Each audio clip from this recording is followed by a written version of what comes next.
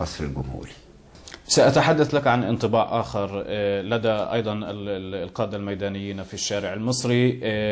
يقولون بأن السيد حمدين صباحي كان من الأفضل له أن يبقى ضمن برنامجه كأحد رموز المعارضة حمدين صباحي دون أن يتحالف مع أشخاص آخرين يعتبرون البعض منهم جزءا من النظام السابق.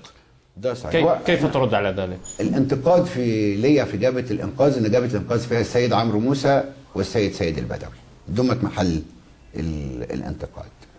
نحن لم نضع يدينا ولن نضع أيدينا في أي لحظة مع الذين تلوثت أيديهم بدماء الشعب المصري وبشهداء الثورة أو بأموال الشعب المصري بالفساد.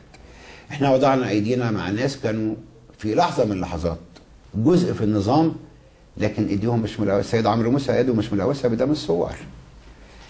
السيد الدكتور سيد البدوي محل نقد، لكن حزب الوفد الذي يرأسه هو جزء أصيل في الحركة الوطنية المصرية وفي ذاكرة هذا الوطن وفي مستقبله. فلما يدخلوا معنا هذين الاسمين أعتقد أن هذا أمر أنا أستطيع الدفاع